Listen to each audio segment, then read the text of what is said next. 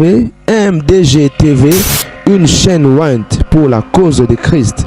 Mafuta Yasika, Mafuta Yasika, Mafuta Yasika.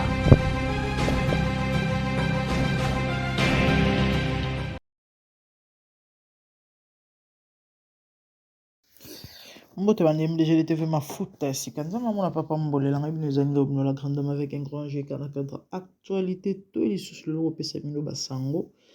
Et à ma collègue dans la communauté congolaise. Les amis, cette jolie dame que vous voyez, à Outikoti Kabiso Mokolossin, il y a Saint-Valentin. À Koufi Ndengenine.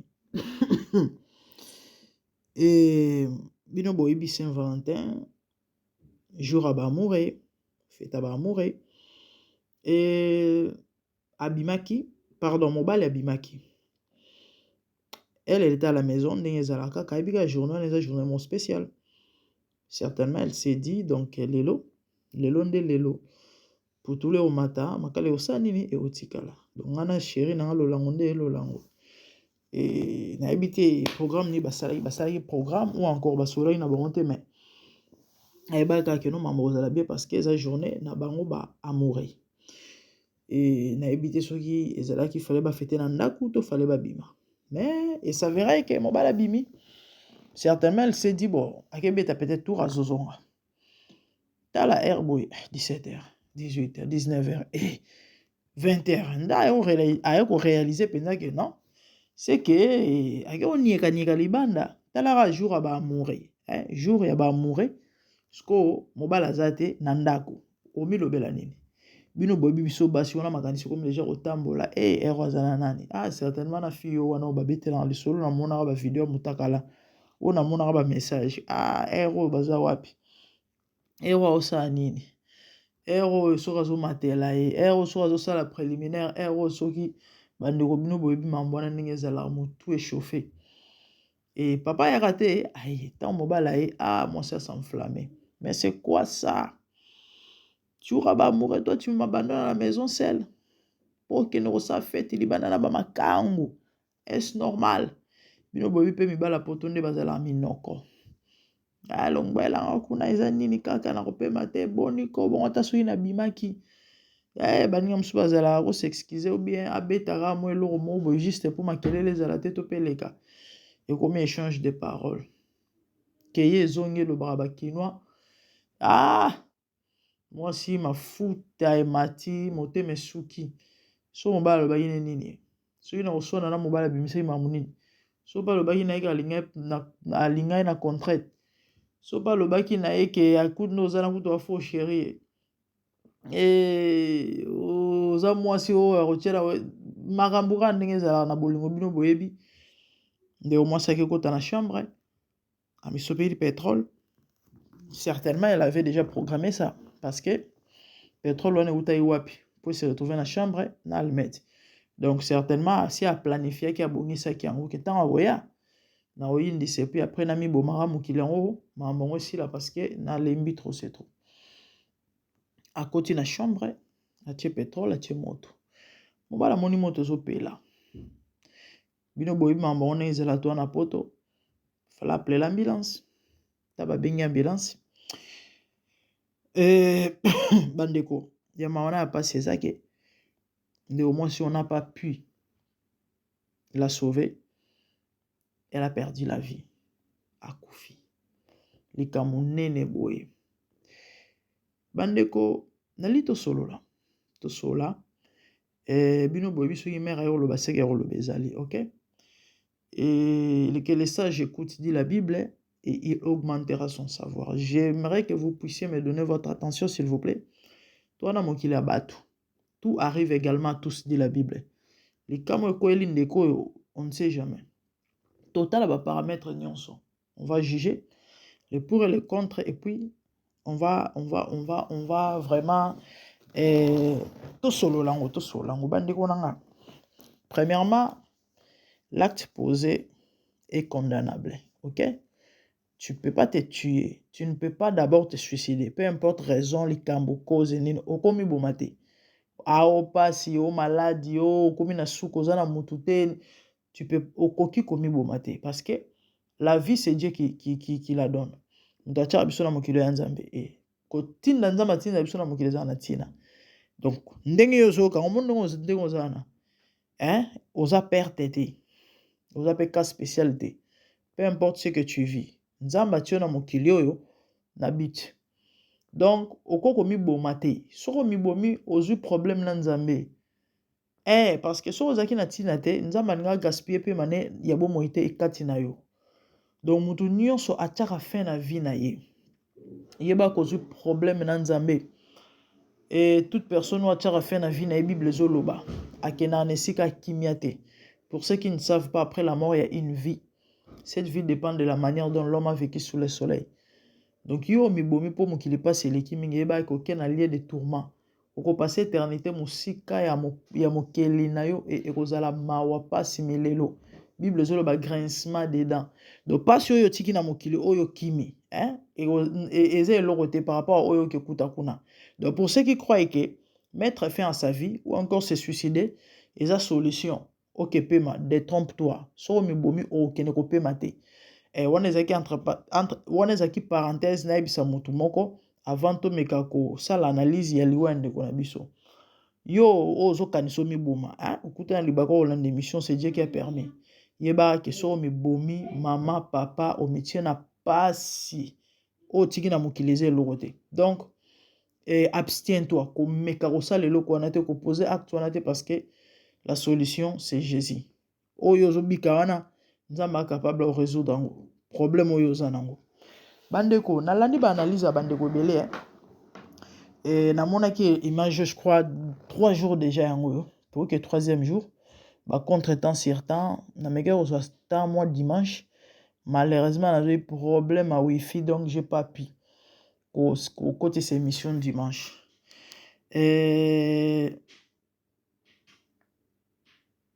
nalandi ba analyse bandeko na TikTok na bandeko misusu pe na YouTube naoki pasi boyebi likambo so ekomeli yo te oyeba pasi nango te oyeba te les gens batu balinga ko juger batu balinga ko juger par défaut batu balinga ko juger par défaut tel melo ekomela nango yete elle va se permettre de tout, de dire n'importe quoi. Quand on a que l'acte est condamnable, tu ne peux pas te tuer, te suicider, peu importe cause, raison. Plus grave, ake komi bo mapona mobile, na mokilo ya batu mibali ba combien? Na mokilo ya batu, et puis kotala ye a mwasi kitoko. Liko nango ana poto. Bande ko munde mo so tiki bana misato. Atali atabana te. Yango na lobai to meko sola to sala analyse. Première raison, tope cause, parce que ya liwa moya normalité. Nous besoin de ne. Pour la mobile ou kera omi boma. Donc, to meka ekotala personnellement, j'ai médité sur ça par rapport à la réalité na ba problème auto yebi ezoko tungisa société, ezo tungisa ba vie ya bato. Ya liboso angle liboso au premièrement nga namona ki option liboso on a lobaye na lobela par rapport à l'ouest on a biso je m'étais dit oh ozala on est africain et aux attentes sous ba réclamation mili moi famille ah oui parce que ndoki po boma mutu a repousser au cas au selo mo o bat ba mona normal mi bomaki pona mobali mais ezaki bandoki nde bat ba bomi comprendre on est africain tout est possible la réalité wana ezalaka existaka c'est ce qu'on appelle envoûtement ba envoûter et puis ake poser acte oyo wana ezalaki babenga ngo nini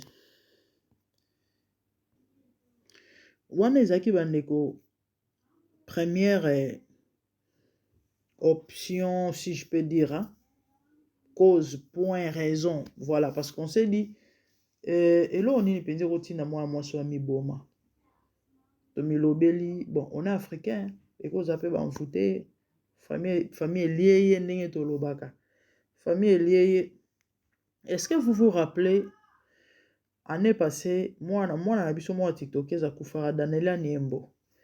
Na tout comme mon émission parce que bino boyebi TikTok ezala après 1 an et ore bimiselo ba vidéo oyo eleka o esali 1 an. Daniela Niembo na tout mona sur émission ya fille moi na et puis si passe malheureusement moi ko reposter ngo ezate parce que des fois na reposter biloko na nia o reposter ngo te. Akufaka na ba période ya Valentin abimana bakena Yvraza et na soki chéri na ye et puis après ba kozonga et na kozonga ana sala malaise. Certainement vous vous rappelez une jeune fille de plus ou moins 22 ans comme ça, une très jolie fille akufaka bo akenda na période de Saint-Valentin. Nde on a biso mwasi oyo cause ya suicide to milobeli option to monia liboso certainement envoûtement parce que ya normal te moto ana bana ami bomaka bo pona mobali et pourtant akoboya ne pe mobali yango soki ke oui posa so ikizaka pona mobali libale sila bandeko okubandela pe ozupe mobali mususu. Donc on s'est dit oyo envoûtement option ami balé bandeko nanga nde place na ligne vraiment na meka ko développer muke ko fungwama vraiment na banda oloba il y a des réalités oyo batu bako bika na mokili ya batu oyo surtout na ba époque toza na génération na période on attend oyo ba mambo eza tellement ebela mabeke c'est compliqué. Les amis, il y a beaucoup de femmes qui sont battues, il y a des femmes bâties et abattues et il y a pas longtemps dans autour de l'émission il y a mes balles ba bizarre basi physiquement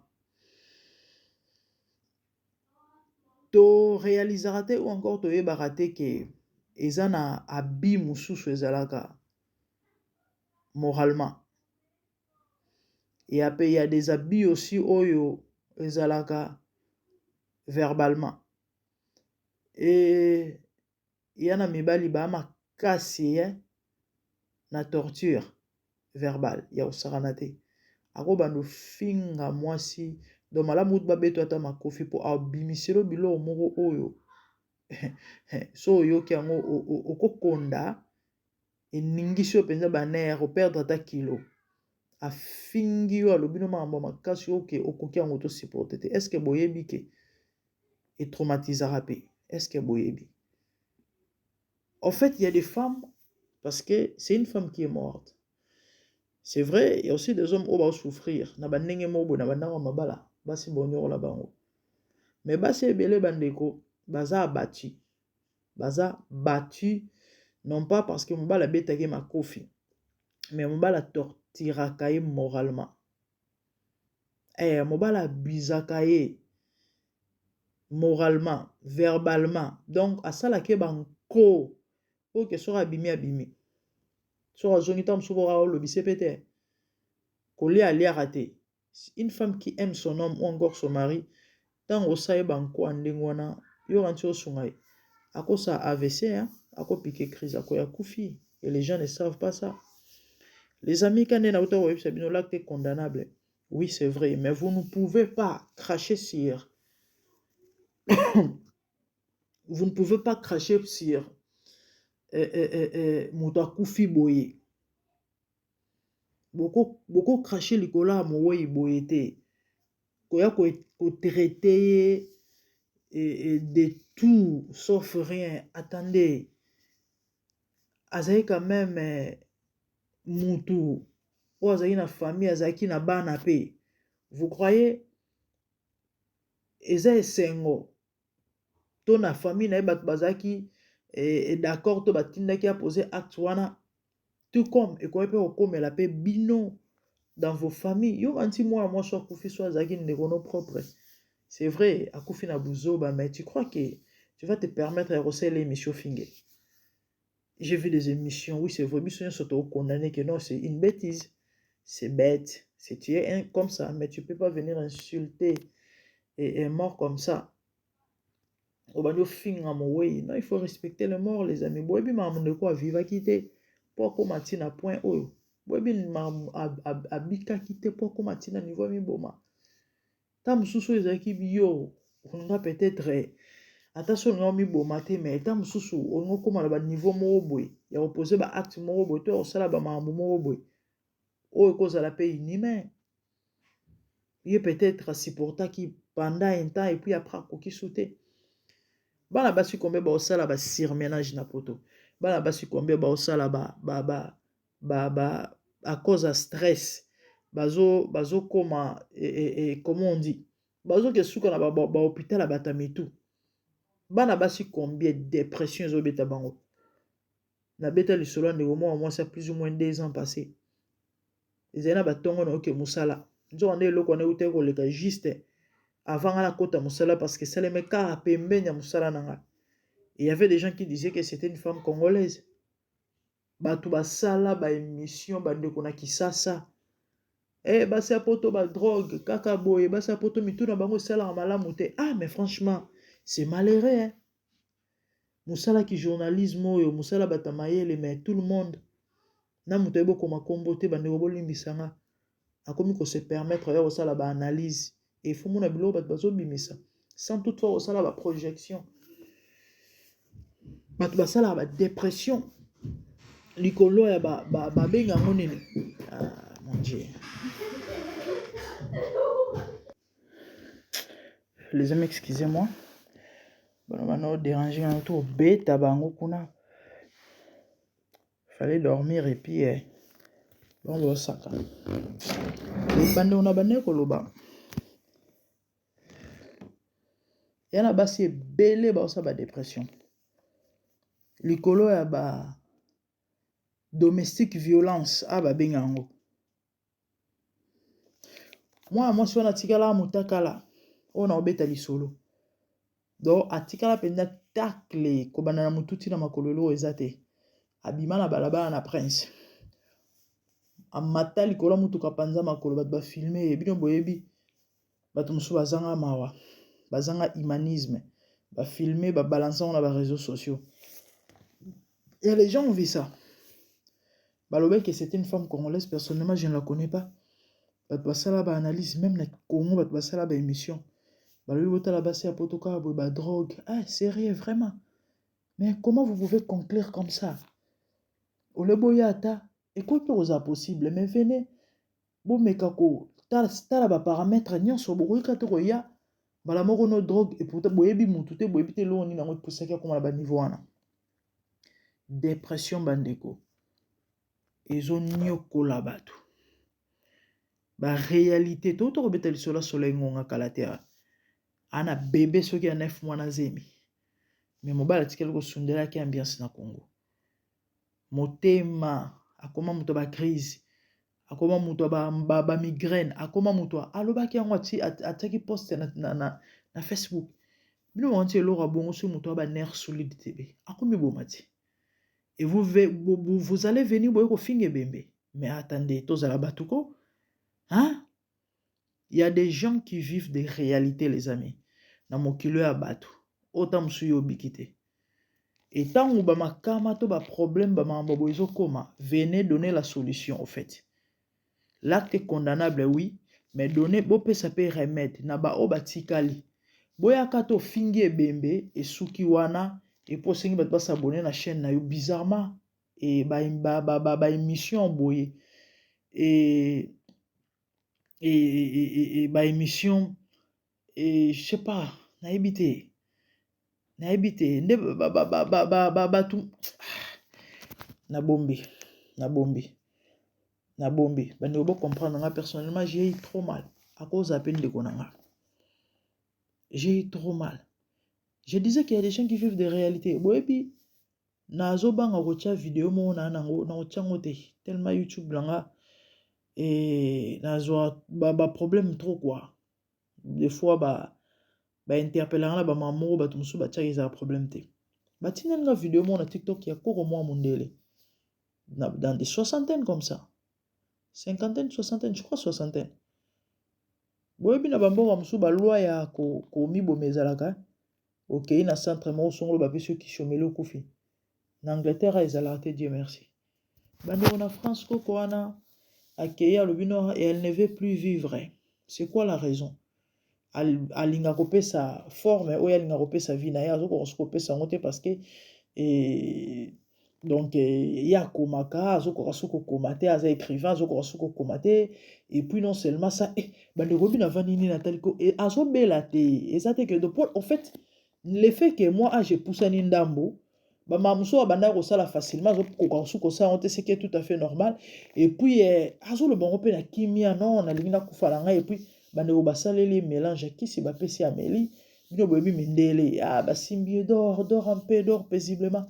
Amélie, elle est partie. Akufi na mibomi akufi. Akufi a mibomi. Siko de telles choses venaient boyebi sabatu ke vie o bomona eza sacré. Vie eza précieuse. Tant nzamba tiona mokila ationa tino koko miboma te. Conseiller batu ke problème nyonso oyo zobika solution ezali. Yango bomoni à chaque fois na ba makama le rôle j'ai toujours dit aux gens et rassurez-vous que vous avez Jésus dans votre vie. Nous autres bandeko soto zaina Yesu te tam supende to sito simba bilamba na maboko o frère Moïse matuta yembi alobi biso ba oso ipona nzambe te c'est compliqué mais tellement nzamba zali yaya papa maman ndeko nango ozolanda nga nayebi tozobika nini nayebi to passer ba moment nini nayebi te libala ezoko kende lolenge nini o moni penza que non dirait vie esuki komi bomate komi sa mabete soit solution. Je conseillerais encore so moni penza que non au tenter na ba forme nyonso esimba te libala en tout cas boma yango malamo vivre na kimia malamo za la selle cause la mal accompagné et belé ba kufi likolo ba mabalo. Il y a de ces choses qu'on peut arranger mais ça na ba mosusu o que divorce est la solution. Donc moi je vais encore préférer na lo bana motuke na place mi boma malamo boma ne libala wana nzama osalo grâce aux ombal mususu tope moi si mususu ndeko atiki bana misato atali atabana te bandeko et à mingi ya passé bandeko to sambelaka l'envoûtement existe o ekozaka envoûtement mipepe mabe etinda muto a poser acte yaya yo zolanda ngoza na Yesu te ndimelaye yo poza na Yesu rassure-toi que relation za malamu na ye so moni ke makambo ezoke mwa ndenge ozokoka te na obondela nzambe apeso makasi kota na mozindo sambela lukelo ya nzambe kende église kende prière si tu sens que comme Elio awawa trouve-toi une personne parce que ça na bato bele ba souffrir en silence ao kasoni ou encore ao banga linkolo bate bato ba yeba te peut-être ba oseka maman okufa trouve-toi il y a des gens dignes oyo bako compatir topé ko assister yo na conseil boyebi soza likambo ekolobi et soulajaka défoule-toi ko boma mamu na motema te liwande ko epesi pasi liwande ko oyo epesi pasi liwande ko epesi pasi o mi bomela nini moi si kitoko bandeko moi so modèle bomoneli fauteuil wana kozanga penza mobali alingai na 21e siècle ba dissocier bango na batie bango na bango anje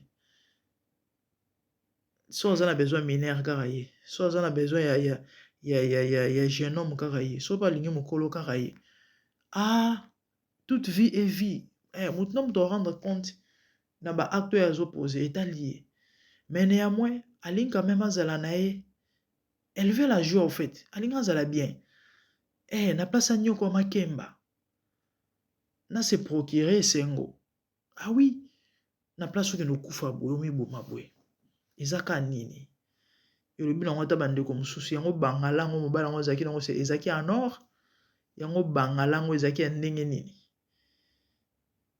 lingenda yango ezaki ya Moïse oyo ekabolaki mer rouge to ya Aaron ebotaki fololo oyo soki vome pénétrer banda kokoma ntina matrice ekoti na mitiopo to ndenge nini ebanda kokanga matoi ebandi kobolimbisa yango elobaka ata bafemme congolaise oyo ekangaka matoi ebanda kokanga matoi yango amona neti ke no a perdre yango kaka mais attendez tozala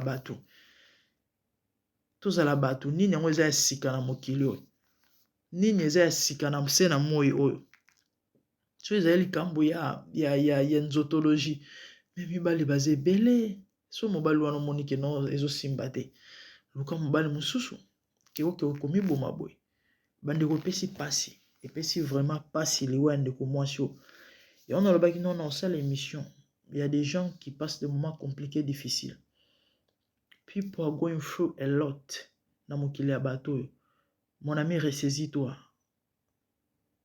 et pour tous qui vivent de la Bible il y a encore de l'espérance hein tant qu'on a peu na bon espoir ezana c'est possible mais à changer pesa nzambe sala nzambe confiance en tout cas à restaurer yo conseil amoke na zana ya kopesa yango wana mama e komiboma mpona mobali te papa pe komiboma mpona mwasi te basi baza ebele ndeko mwasi mibali baza ebele to na 21e siècle mwasi mabe azalaka te peu importe forme na yo ezala likambo yo moko milinga epuis misala vraiment likambo ndeko mwasi epesi pasi ekamo ici en même temps komiboma mpona mobali ezalaka bamambo kala epuis ya bomwana bopekisi na chéri na ya na kanda na ke komibwaka yo mama mokolo otiki bana no siko na mabolelo bana ndenge yo mo bana kobokola bango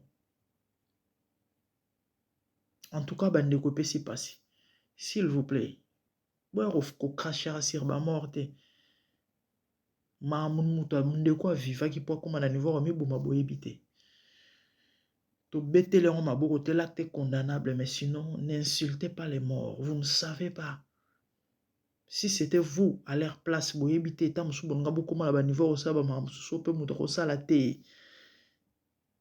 tozalaka ndenge moko te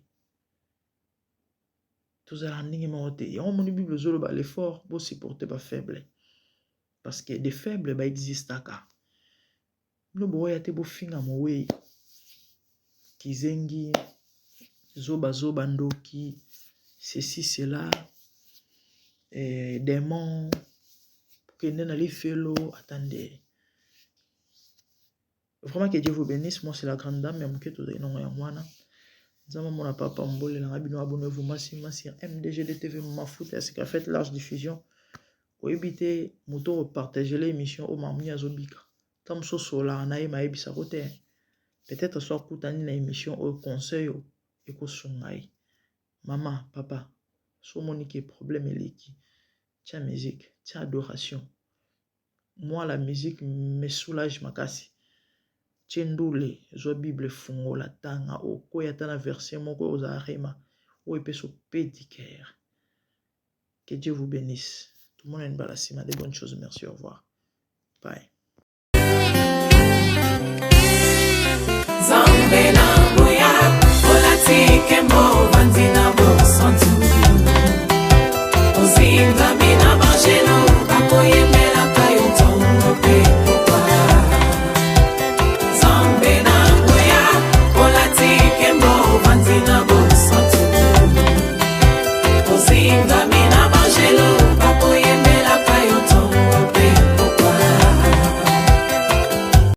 MDG TV, une chaîne Wint pour la cause de Christ.